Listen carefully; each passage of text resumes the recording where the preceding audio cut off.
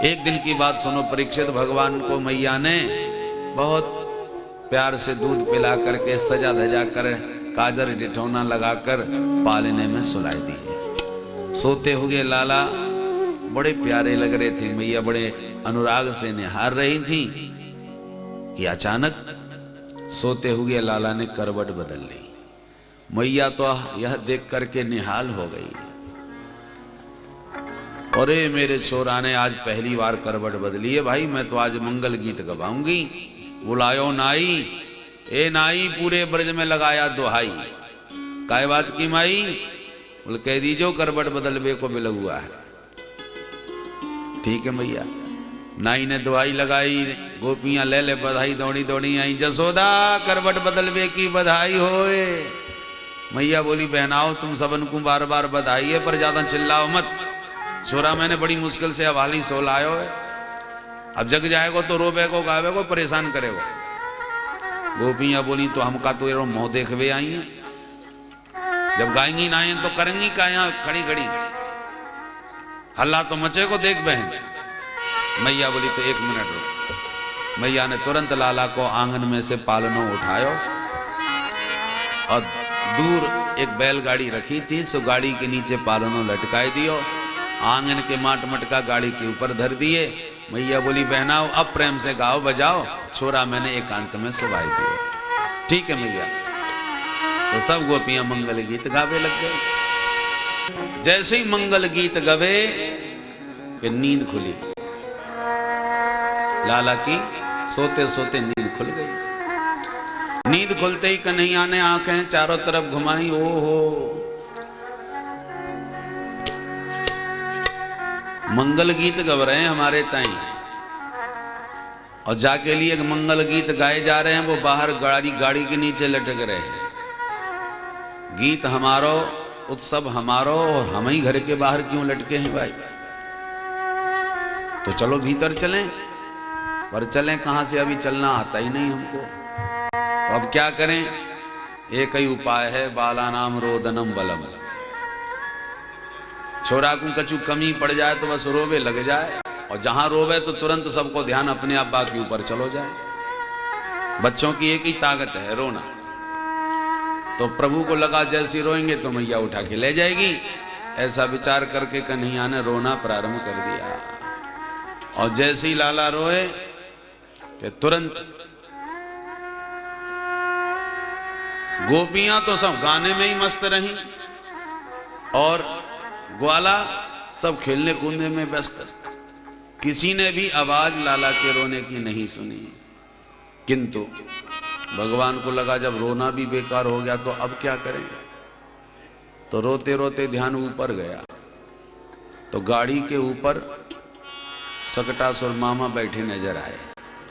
देखते ही माधव मन ही मन मुस्कुराए, मामा जी आप बिल्कुल ठीक मौके पर आए। और घुमा करके भगवान ने एक लात मारी, दम से टूट गई गाड़ी, और माट मटका भी धमाधम सब फूटते चले गए। और सकटासुर मामा भी गोविंदाय नमो नमः, बोल नंद के लाला की जय। गाड़ी टूटी, मटका फूटे, धमाधम की आवाज भई। मैया सब गाना बजाना भूल गई, दौड़ के बाहर गई।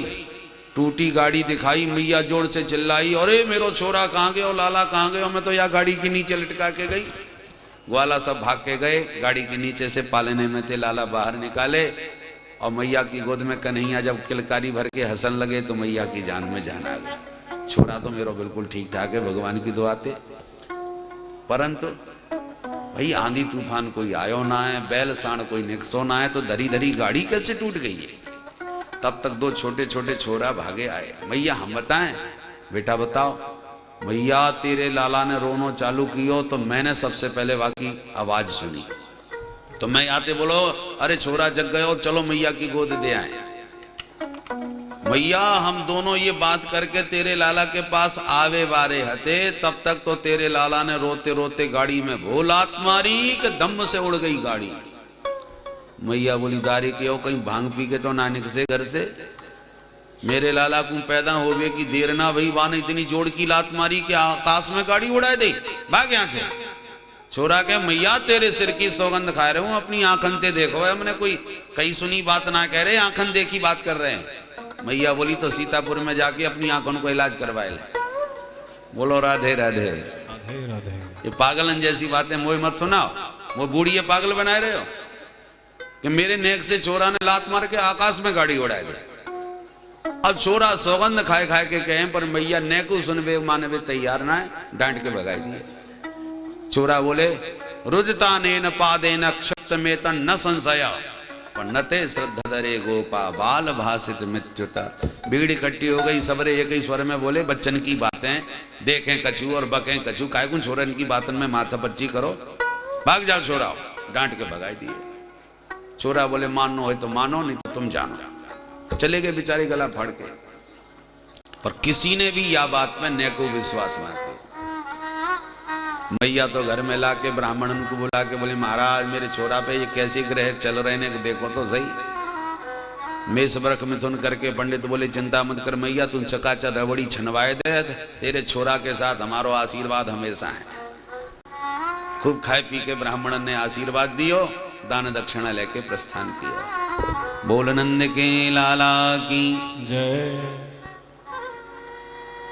एक दिन की बात, मैया लाला को बड़े प्यार से उछाल उछाल के खिला रही थी। लाला जैसे ही ऊपर उछाले जाते किलकारी मार के हंसने लगते, और मैया जब उछाल वो बंद कर देती सोई रोवे लग जाते। अब मैया बड़ी परेशान है गई, मेरे तो हाथ उछालती रहूं। अंत में मैया थक गई तो गोद में लेकर के अपना स्तन पान कराती हुई बैठ गई। इतने में प्रभु ने क्या देखा कि तृणावर्त भयंकर बवंडर तूफान का रूप बनाए चला रहा है। भगवान समझ गए कि मैया तो ज्यादा ऊपर ना उछाल सकी, सो मामा जी ने व्यवस्था करके भेज दी, उड़न खटोला की व्यवस्था कर दी। अब मैया गोद से नीचे उतारे तो या उड़न खटोला में ने सैर सपाटो हमू करे में, पर मैया गोद में लिए बैठी है, उतार वो ही ना चाहे। तो धीरे धीरे भगवान ने अपना वजन बढ़ा दिया। थोड़ी देर में तो भगवान इतने वजनदार इतने भारी हो गए कि मैया गोद में ही ना ले पाए। भूमौ निधायतं गोपी विस्मिता भार पीड़िता, विस्मिता भार पीड़िता। मैया को धरती में ही उतार के बैठाना पड़ा और आंखें फाड़ के देख भी लगी, हे भगवान मेरो लाला इतनो हल्को फुल्को ने 100 और आज इतनो भारी मोकू लगे कि मैं तो गोद में ही ना ले पा रही, इतना वजन कहां से आ गया।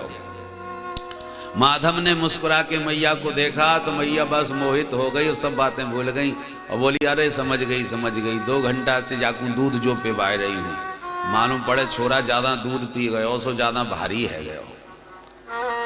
जच गई मैया के दिमाग में बात। तो लाला को धरती में उतार के बोली लाला थोड़ी देर खेल कूद के अपना दूध हजम कर ले, बाद में तो को गोद लूंगी, तब तक घर को कछु काम देखे आऊं।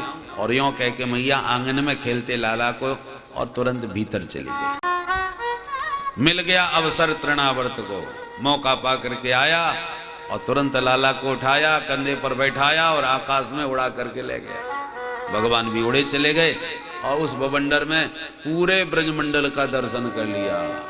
ये छिपी गली, ये प्रेम गली, ये दान गली, ये मान गली, सबरी गलियां घूम ली ब्रजमंडल।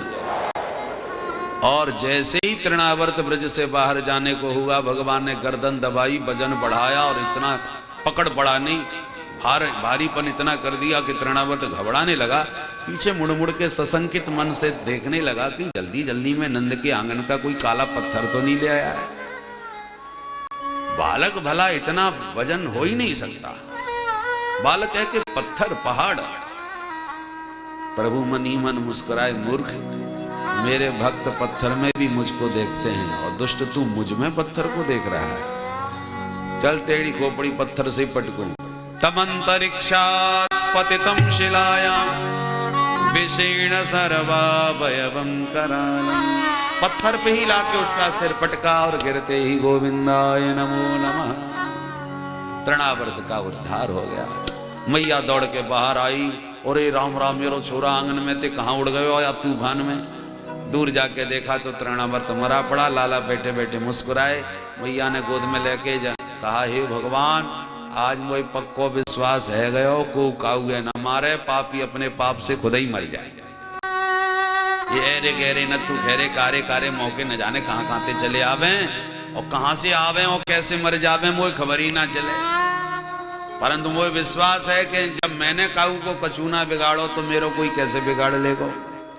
हिंसस्व पापेन विहिंसितः खलः साधु समत्वेन भयात् विमुच्यते।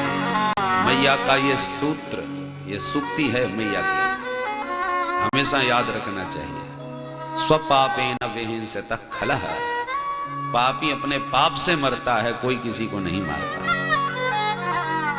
और साधु समत्वेन भयात् विमुच्यते, जो सचमुच भगवान से प्रीति करते हैं, आज सब में प्रीति का भाव रखते हैं, भगवान ऐसे सज्जनों का, सत्पुरुषों का कल्याण करते हैं, उनकी रक्षा करते हैं। बोलो राधे राधे।